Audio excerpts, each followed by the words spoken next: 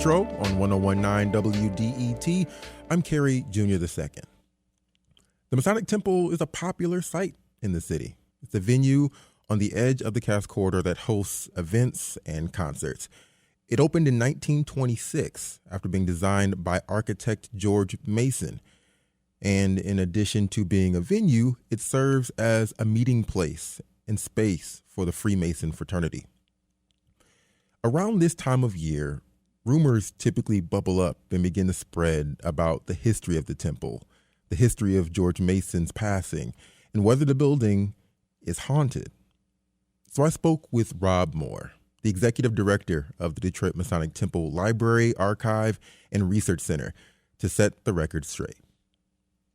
All right, Rob, I want to get to the heart of the real history behind some of the spooky stories associated with the Masonic Temple. And some of those stories center its chief architect. Tell me who George Mason was. So George Mason was known for quite some time as the dean of Detroit architects. He was a protege for Albert Kahn, Wilt Rowland. He was president of the Detroit chapter of the American Institute of Architects for quite some time. He, again, guided the careers of the more well-known and more prominent Detroit architects within and beyond and whatnot. So they, when they were designing the building in the 1910s and whatnot, the Masons of Detroit wanted to have a very well-known and regarded architect guiding that process. So at the time, George Mason was the guy. You wanted to make sure that you had like a lasting legacy. So they immediately chose George Mason for that. So George Mason had a team of architects working with the building, but he was the one that was guiding the design process. He was the one that was working hand in hand with the Masons of Detroit to make sure the building came out the way they wanted it to come out. So he was a very well-known and well-regarded figure within Detroit architecture. So he was the choice for that. So the Masonic Temple is the meeting place for the Freemasons, which is the world's oldest fraternity. George Mason was a member of the Freemasons. Rob, you are a Freemason. Just briefly, what is Freemasonry? So Freemasonry is a fraternity. It's been in the city of Detroit in one form or another since 1764. So it is the design behind St. Anne's Basilica. It is the oldest continuing organization within the city. It's a group of men with different diverse backgrounds, ages, races, faiths, orientations that are all united by one concept. They're trying to improve themselves and they're trying to improve the lives of those around them. So the idea is that they're endeavoring to be better men within their communities, their families and whatnot. And these ritual dramas are kind of these implements that kind of teach them these life lessons that they can carry with them. There are, again, lessons of morality, there's lessons of philosophy, there's lessons of spirituality that are kind of imparted within these allegorical dramas that are taught. And in a nutshell, that's essentially what Freemasonry is. And at the time, at its peak, we had 63,000 active members within the city of Detroit. So we needed a fairly large amount of space right there. The building originally that we had at First and Lafayette was completed in the late 1890s. That was designed to accommodate the membership for roughly about 50 years, but membership at the time was just growing so fast, they just ran out of room. So they decided to build a much larger building in 1919, and the Masonic Temple today still serves that purpose. There's quite a bit of activity that happens there. I mean, it's a concert venue, it's an event venue, but our main mission is to serve the needs of the Masons of the Metro Detroit area. Still serves that purpose. When was the temple built? So they made the decision to build the building back in April of 1919. The older building, which was at the corner of First and Lafayette, they had essentially outgrown it. So they decided to build a much bigger building somewhere else in the city. They broke ground on the building on November 25th, 1920. Because they had to buy up the parcels on that property. They had to clear it to get to the point where they could break ground on it. They laid the cornerstone on September 18th, 1922.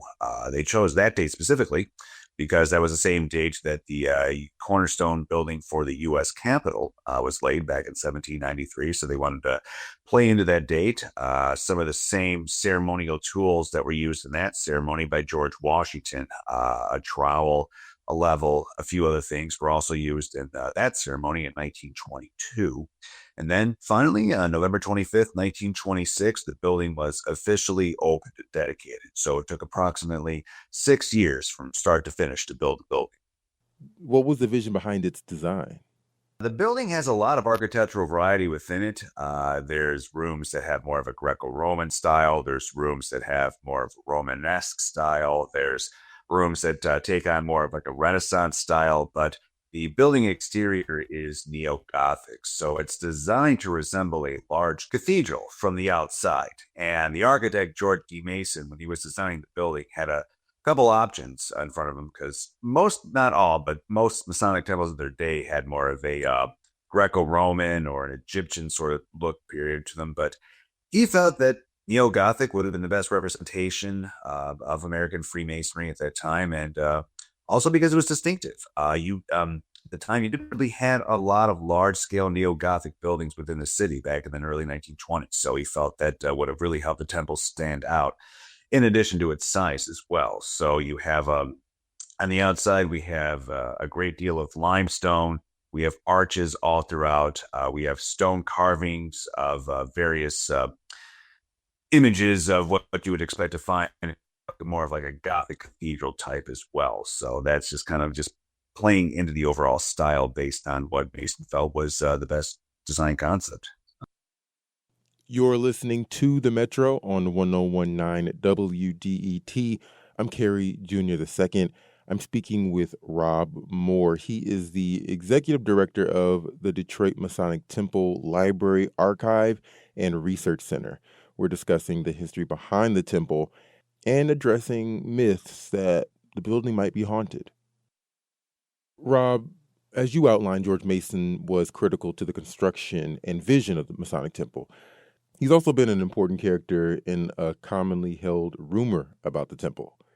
Yeah, so the story is that George D. Mason put a great deal of his personal fortune within the Detroit Masonic Temple to sustain it during its building process.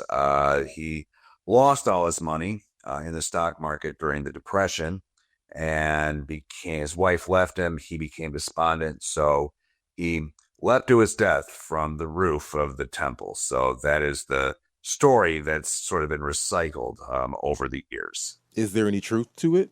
No, he did not. George Mason passed away at the age of 91 in 1948 of natural causes at the Wilshire Apartments.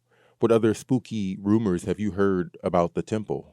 People say they've seen like apparitions over the years. One of the most persistent ones is that supposedly that there is a figure in red down by the main entrance off Temple Avenue, supposedly a doorman or something like that.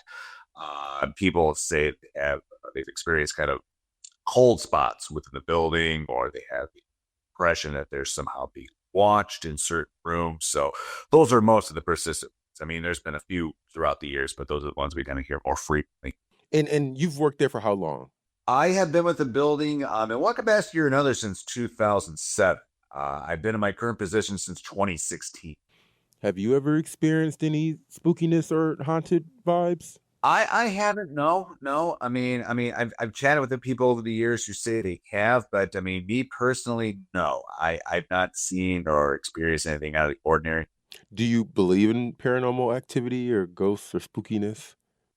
I don't consider it without the realm of possibility. But I mean, as far as the temple goes, I mean, my personal belief is that the temple is not haunted. I think it's kind of more of a personal perception based on how you kind of approach the building, how you experience the building, how you feel while you're in the building. So that's my personal take on it. How do you feel about the story and about the fact that this story comes up every year on Halloween?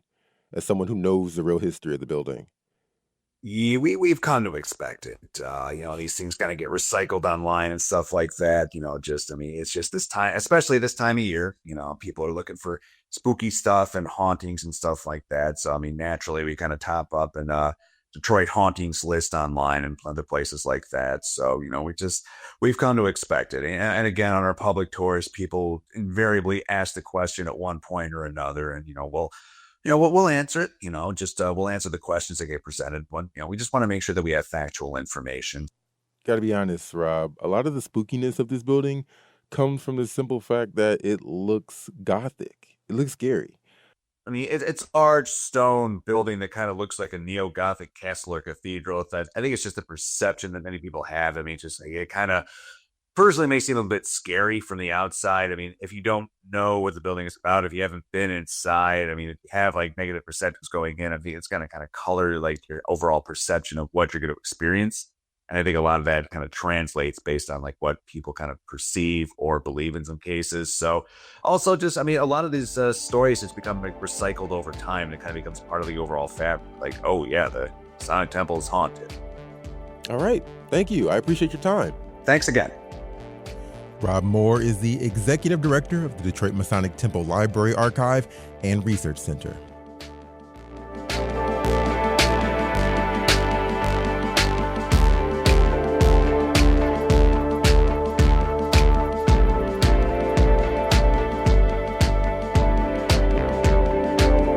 Coming up, Detroit just got a brand new park right on the river.